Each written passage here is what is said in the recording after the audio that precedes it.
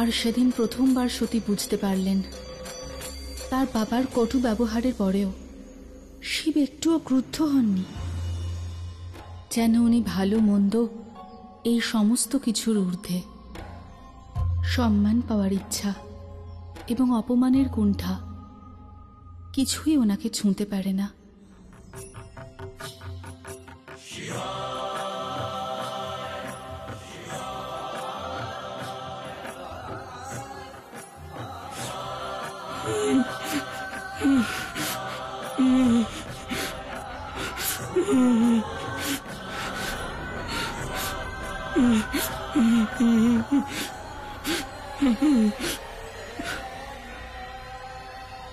মূঢ়, আমার মিত্র ধ্যান ভঙ্গ হচ্ছে না কেন? মূঢ়, মিত্র শিব, মিত্র শিব, শোনো, মিত্র শিব, দাঁড়াও। মূঢ়, তোমার মিত্র তো ধ্যান করছে, তাই না? জোর করে ওর ধ্যান ভঙ্গ করো না। আমার মিত্র দীর্ঘক্ষণ ভোজন করেনি, ওর নিশ্চয়ই খিদে পেয়েছে।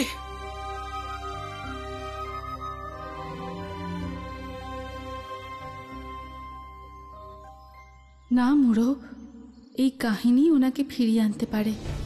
আর কোনো কাহিনী অসম্পূর্ণ রাখা উচিত নয়। কাহিনী সম্পূর্ণ হলেই তোমার মিত্র ফিরে আসবে।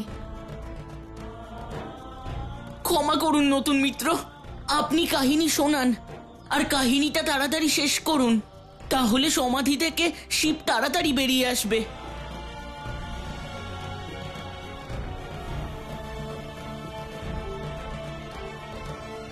এই কাহিনী এত সহজ নয় মূঢ়, কিন্তু আমার সম্পূর্ণ বিশ্বাস আছে এই কাহিনী সম্পূর্ণ হলেই ওনার ধ্যান অবশ্যই ভঙ্গ হবে।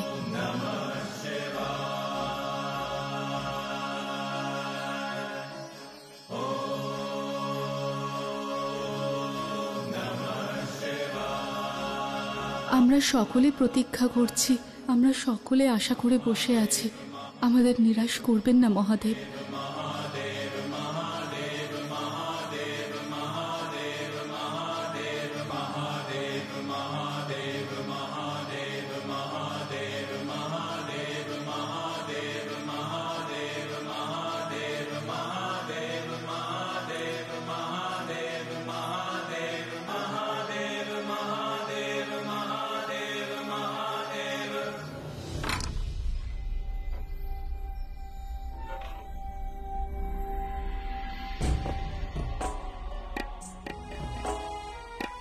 ভিতরে এসো।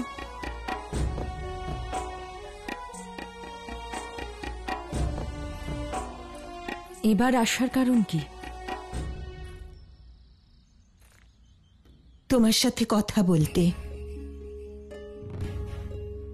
কিন্তু বুঝতে পারছি না কোথা থেকে শুরু করব, কেমন করে করব, যাতে তুমি আমার কথা বুঝতে পারো।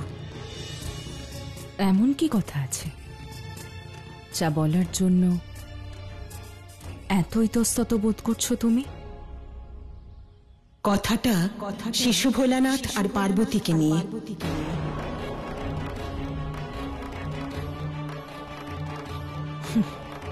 স্পষ্ট করে বলছো না কেন? তুমি তোমার কন্যা পার্বতীর জন্য আমার কাছ থেকে আমার পুত্র শিবকে নিয়ে যেতে এসেছো। তুমি যার কথা বলছো সেই শিব হলো আমার মেয়ের জন্ম জন্মান্তরের স্বামী, আর থাকবেও। নিজের স্বামীকে তোমার কাছে চাওয়ার কোনো দরকার নেই। সখী ও আদি শক্তি,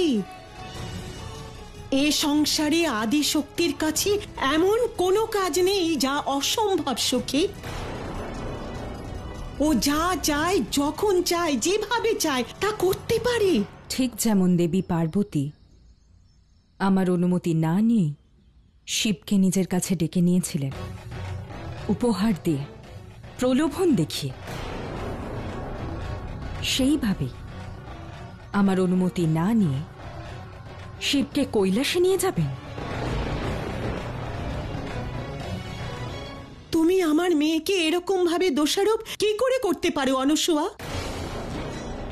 তুমি কি ওর ভালোবাসা, ওর ভক্তি, ওর সংবেদন, ওর সমর্পণ, ওর কষ্ট তুমি দেখতে পাচ্ছ না? ওর মহাদেবের প্রিয় কৈলাস ছেড়ে এখানে এসেছে, এখানে থাকছে, তাও দেখতে পাচ্ছ না? ক্ষমা করো সখী, এই সব কিছু দেবী পার্বতী নিজের স্বার্থের জন্যই করছে, কারণ উনি আমার পুত্র শিবকে আমার থেকে দূরে সরাতে চান।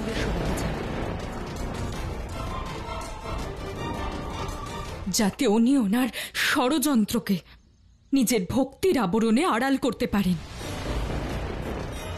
আর কেউ যেন ওনার ষড়যন্ত্রকারী এই চরিত্রকে দেখতে না পারে। অনুসুয়া, উচ্চস্বরে কথা বললেই সত্যকে চাপা দেওয়া যায় না। মহাসতী অনুসুয়ার অহংকার দেখে আমার সত্যিই খুব কষ্ট হচ্ছে। আমারও। তোমার কন্যা আদি শক্তি দেবী পার্বতীকে ষড়যন্ত্রে লিপ্ত হতে দেখে তোমার এই ভাবনা তোমাকে শিবের কাছ থেকে অনেক দূরে নিয়ে যাবে। আর ষড়যন্ত্রের জন্য দেবী পার্বতী শিবকে কোনো দিনই পাবেন না। পুত্র স্নেহে এতই অন্ধ হয়ে গেছো যে ভালো মন্দ, উচিত অনুচিত, ন্যায় অন্যায় কোনোটাই তুমি দেখতে পাচ্ছ না। তোমাকে বোঝানোই ব্যর্থ। তোমার মতো সংকীর্ণ মনা আর অহংকারী নারীর সাথে মিত্রতা রাখাও ব্যর্থ।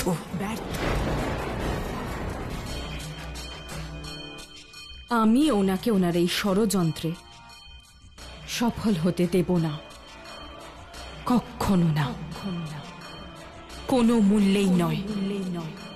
তোমার এই অহংকার, এই জেদ একদিন অবসাদের দিকে তোমাকে ঠেলে দেবে।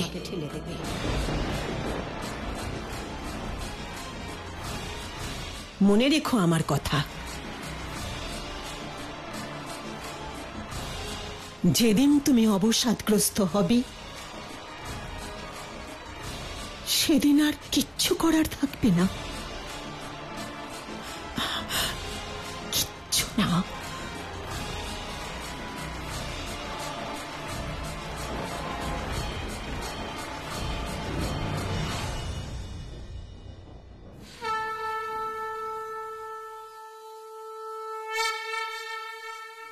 তারপরে কি হলো? তারপর সতীর মনে শিবকে জানার ইচ্ছে জাগ্রত হয়। শিবকে, শিব কি, ওনার এমন কি আছে যে সবাই আকৃষ্ট হয়? সতী,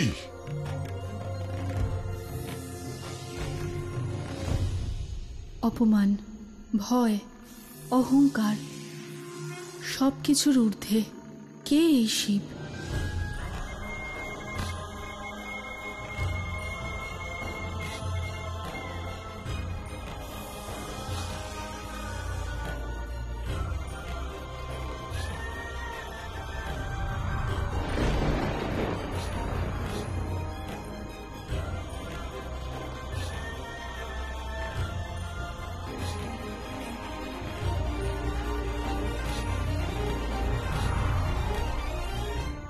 আমার বাবাকে এই বিষয়ে বলা উচিত হয়নি। কি জানি বাবা সতীকে কি শাস্তি দেবেন। সতী,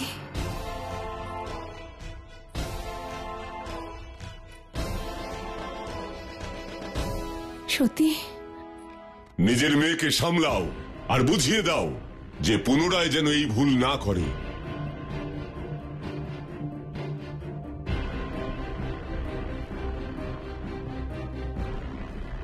তোমার জন্য আমার খুব চিন্তা হচ্ছিল। তুমি তুমি ঠিক আছো তো সতী?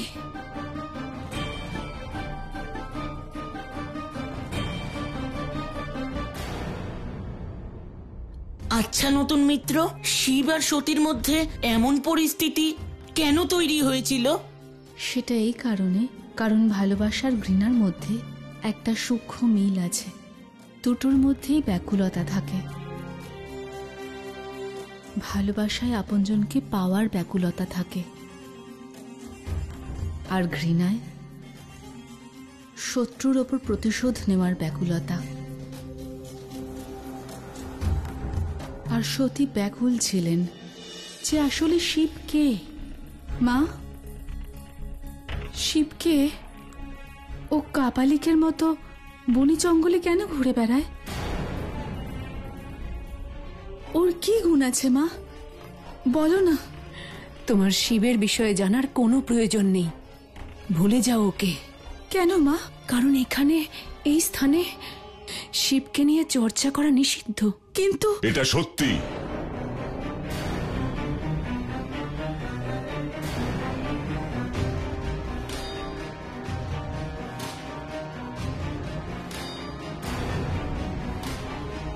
আমার রাজ্যে শিবের চর্চা নিষিদ্ধ। কিন্তু কেন বাবা? যার চর্চা সম্পূর্ণ সংসার করে, এখানে তিনি নিষিদ্ধ কেন? পূজা, অর্চনা, বেদ, পুরাণ আর ধার্মিক অনুষ্ঠান সবই তার কাছে অর্থহীন। নিয়ম, অনুশাসন কিছুরই পরোয়া করে না সে। যেই সমাজে ধর্ম, কর্ম, নিয়ম আর অনুশাসনের অভাব ঘটে, সেই সমাজ কোনোদিন উন্নতি করতে পারে না। আমি এক উন্নত আর কর্মঠ সমাজ গড়ে তুলতে চাই, যেখানে নিয়মিতভাবে পূজা পাঠ, হোম যজ্ঞ আর ধর্মচর্চা হয়। আপনার এই ধারণা একেবারে ভুল বাবা।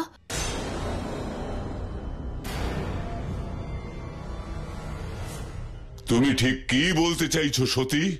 সমাজ তো সংমিশ্রণ, বিভিন্ন রূপ আর বর্ণের। সমাজের বৈচিত্র্য আর বৈষম্যই তো সমাজকে সমতা দান করে, আর এটাই তো সমাজের মৌলিক স্বরূপ। আর এই মৌলিকতাই যদি কেউ বাদ দিয়ে দেয়, তাহলে আর কি অবশিষ্ট থাকবে বাবা? একটাই ধর্ম, একটাই সংস্কৃতি, একই বিচারধারা কারোর ওপর আরোপিত করলে তাকে কি বলা হয়? এই বিচার তুমি কিসের ভিত্তিতে করছো? কে তোমাকে এই বুদ্ধি যোগাচ্ছে যে তুমি আমার কথার বিরুদ্ধে যাচ্ছ? বাবা, ছোটবেলা থেকেই এই রাজবংশের নিয়ম আর আপনার বিচারধারা আমার কাছে শিরোধার্য। কিন্তু যেদিন থেকে আমি জগৎ সম্পর্কে জানতে শুরু করলাম, মনে হতে শুরু করলো যে কিছু একটা ভুল হচ্ছে। যেভাবে শিব নিজের মতামত জানিয়েছিল আপনাকে। সতী, শিবের নাম মুখে এনো না আমার সামনে। তাকে অনুসরণ করবার চেষ্টাও করো না।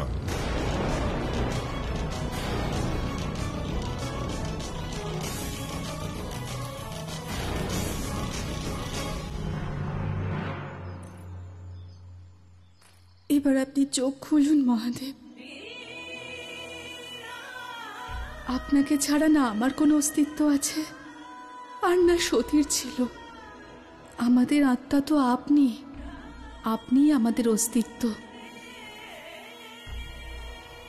আমার এই কাহিনী তো শুধু সতী থেকে পার্বতী হওয়ার যাত্রার কাহিনী, কিন্তু আপনার কাহিনী মহাদেব, আপনার কাহিনী তো আপনার মতোই অনন্ত। আপনার সঙ্গ এবং সহযোগিতা ছাড়া সেই অনন্তকে তো আমি ছুঁতেও পারবো না। তাই আপনার কাছে অনুরোধ করছি, আপনার এই লীলা, এই রচনাকে বিরাম দিন আর ফিরে আসুন সমাধি থেকে। আর আমার কাহিনী শোনানোর উদ্দেশ্যকে সার্থক করুন।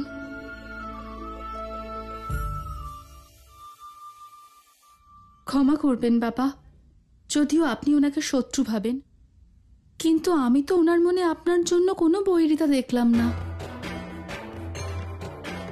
যদিও আপনাকে শত্রু ভাবত, তাহলে আপনার কন্যাকে আপনার কাছে সুরক্ষিত কিভাবে পৌঁছে দিল? এটা কি ওনার উদারতা নয়? আমার তো ওনাকে করুণা আর উপকারের প্রতিমূর্তি বলে মনে হয়েছে। আপনি আমার শিবের যে ছবি দেখিয়েছেন, উনি তো একেবারেই সেরকম নন। সতী, আর একটা শব্দ উচ্চারণ করবে না।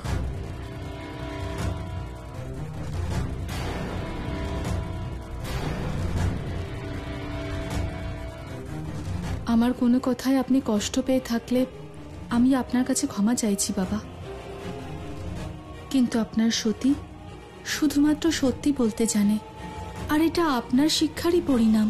চুপ করো সতী।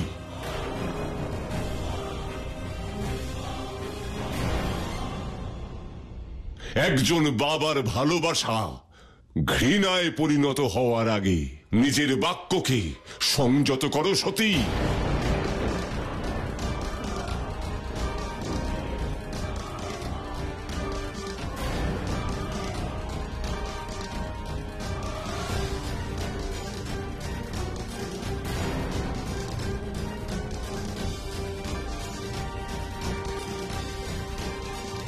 হে নারায়ণ, রক্ষা করুন। নারায়ণ নারায়ণ। প্রভু, জগৎ সংসারের প্রথম ভালোবাসার কাহিনী শুরু হয়ে গেছে।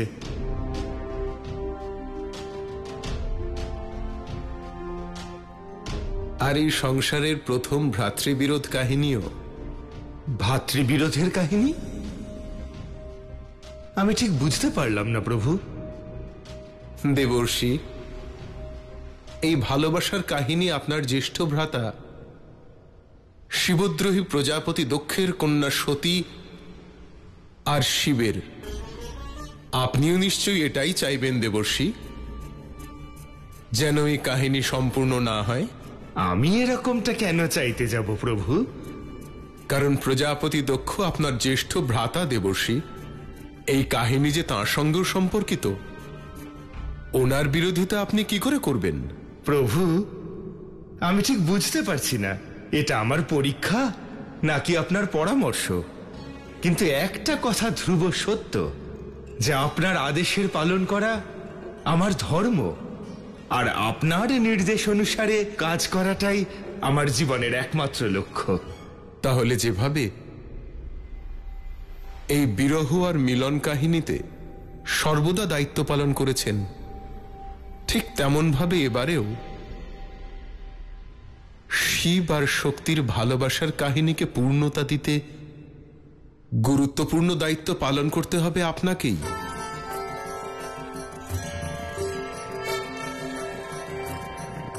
শিব আর শক্তির এই ভালোবাসার কাহিনী নতুন রূপে পরিচিত করাতে হবে আপনাকেই। সে তো আমার পরম সৌভাগ্য হবে প্রভু। শুধু এইটুকুই নয় দেবর্ষি, অদূর ভবিষ্যতেও এই ভালোবাসার কাহিনীর পূর্ণতার সাক্ষীও হবেন আপনি। আমি ধন্য হয়ে গেলাম প্রভু, আমি ধন্য হয়ে গেলাম। আমি চললাম আমার কর্তব্য পালন করতে। নারায়ণ নারায়ণ। আর তারপর দেবর্ষি নারদ পৌঁছে গেলেন নারায়ণের কাছে।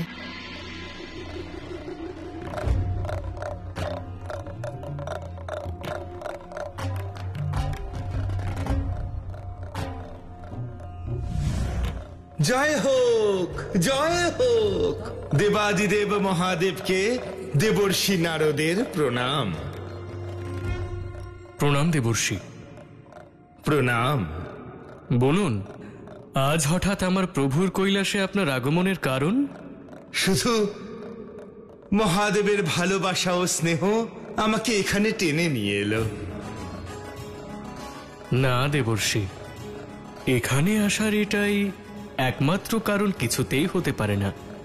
নিশ্চয়ই কোনো বিশেষ কারণ আছে আপনার। অসত্য কথা বলবো না নন্দী। মহাদেবের স্নেহের পাশাপাশি একটা সংবাদও দিতে এসেছি। সংবাদ? কি সংবাদ দেবর্ষি? প্রভু সম্পর্কিত সংবাদই। প্রভুর ধ্যান ভাঙলে শোনাতে পারি।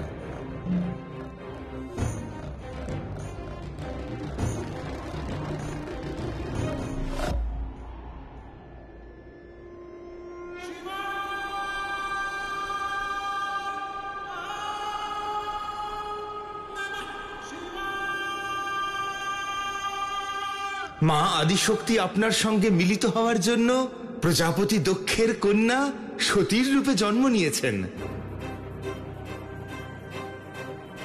আর ওনার মনে আপনার প্রতি ভালোবাসা জন্ম নিয়েছে।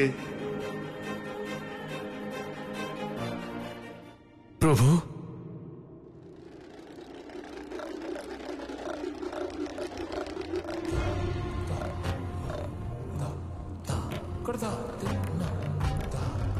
একদিকে নির্লিপ্ত মহাদেব আর অন্যদিকে মা সতীর ভালোবাসা।